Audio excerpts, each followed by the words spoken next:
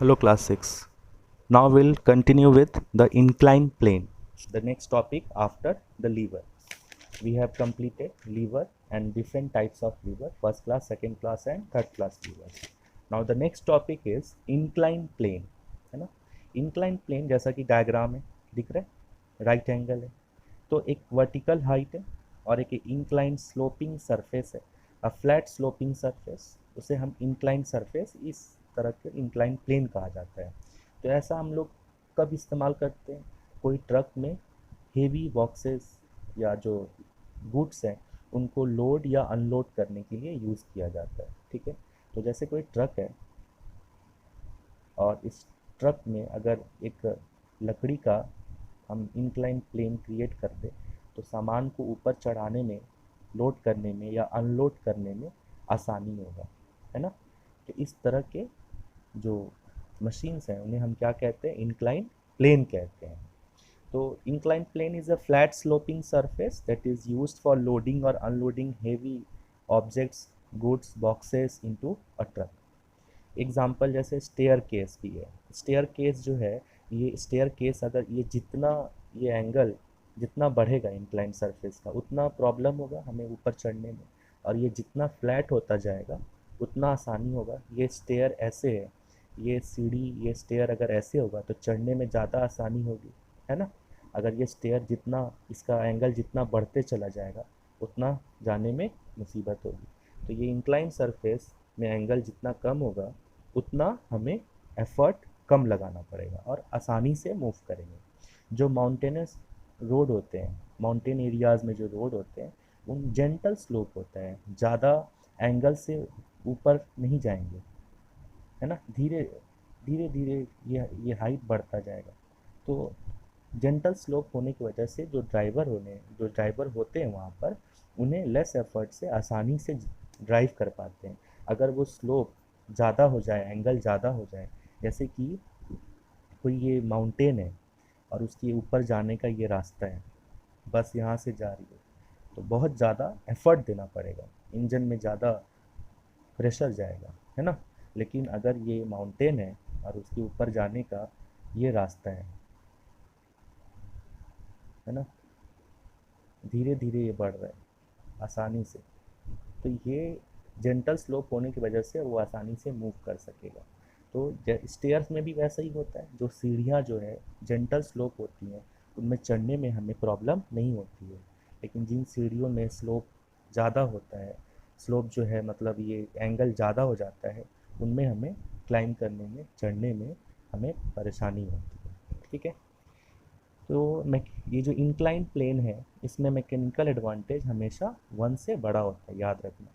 Incline plane में mechanical advantage is always greater than one. तो what is an incline plane? Incline plane एक तरह का flat sloping surface होता है जिसमें, जिसका इस्तेमाल, जिसका यूज़ किसी ऑब्जेक्ट्स को लोड या अनलोड करने के लिए यूज़ किया जाता है।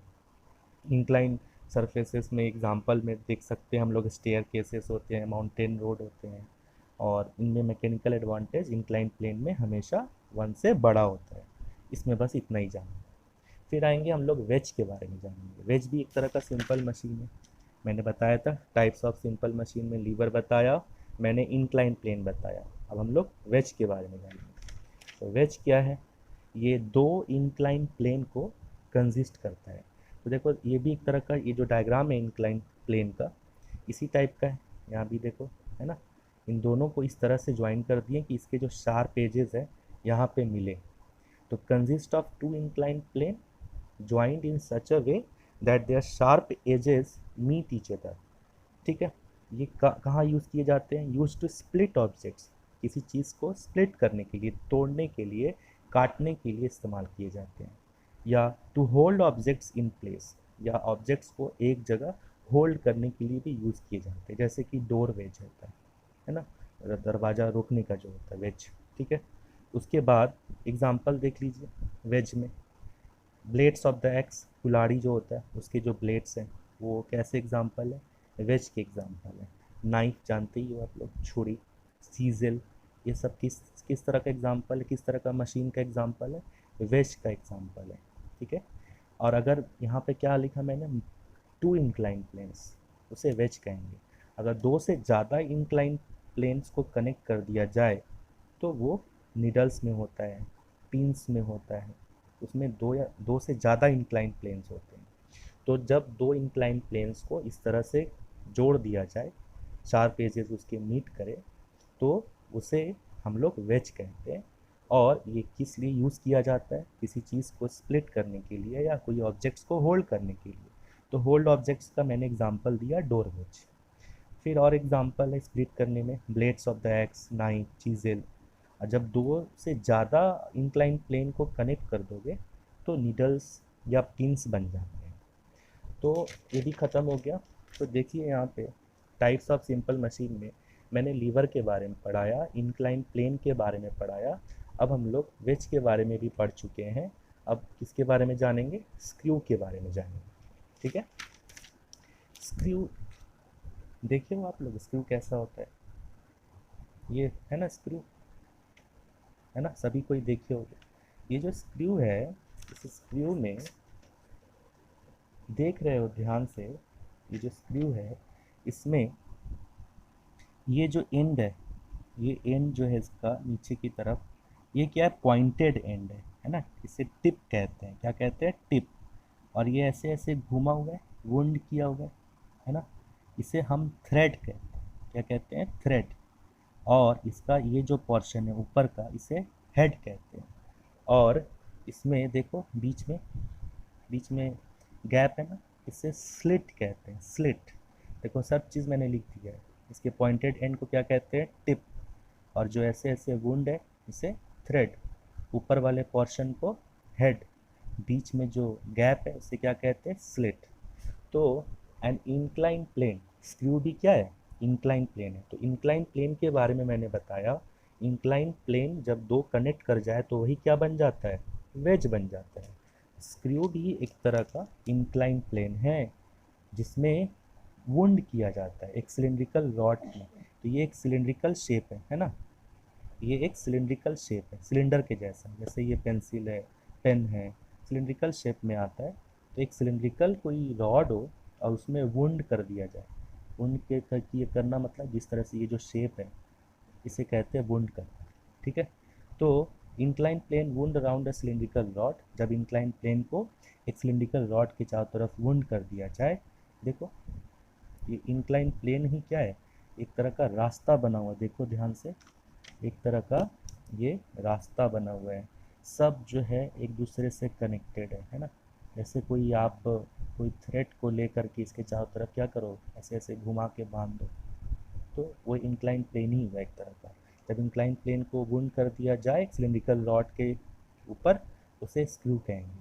तो जो विंडिंग एज होगा, ये जो विंडिंग एज है ना, ये जो विंडिंग किया हुआ है यहाँ पे, ये जो विंडिंग किया हुआ है इसे क्या कहेंगे? थ्रेड कहेंगे।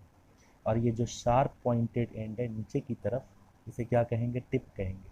और ये जो फ्लैट एंड है ऊपर की तरफ, इसे क्या कहेंगे? हेड कहेंगे। बीच में ये जो गैप है ना, बीच में ये जो गैप दिख रहा है इसे क्या कहेंगे? स्लिट कहेंगे। ये स्लिट क्यों होता है? ये स्लिट इसलिए होता है ताकि आप स्क्रू ड्राइवर के हेल्प से, ये स्क्रू ड्राइवर है, स्क्रू ड्राइवर के हेल्प से अगर ये स्लिट नहीं होगा तो स्क्रू को कैसे मूव करेंगे? तो स्क्रू को हम क्या करते हैं, स्क्रू ड्राइवर यहाँ पे स्लिट, ये जो गैप है यहाँ पे, इसके मुंह में ये जो गैप है हेड में, यहाँ पर हम इसको स्क्रू ड्राइवर को फिट करते हैं। स्क्रू ड्राइवर को फिट करके इसे क्या करते हैं? घुमाते हैं, रोटेट करते हैं। तो ये जो थ्रेड है व्हेन रोटेटेड, तो स्क्रू ड्राइवर के हेल्प से जब इसे हम ड्राइव करते हैं, रोटेट करते हैं, तो ये स्क्रू क्या करता है? धीरे धीरे उसमें अंदर की तरफ घूमता घूमता हुआ अंदर की तरफ जाता है ना। It moves forward into an object, उस ऑब्जेक्ट के अंदर में घुसता हुआ चला जाता है। तो जब वो उसके अंदर फिट हो जाता है तो क्या करेगा? उस ऑब्जेक्ट्स को पकड़ के रखेगा। It is use to hold objects formally. ये ऑब्जेक्ट्स को तगड़ी से मतलब सख्ती से पकड़ के रखता है।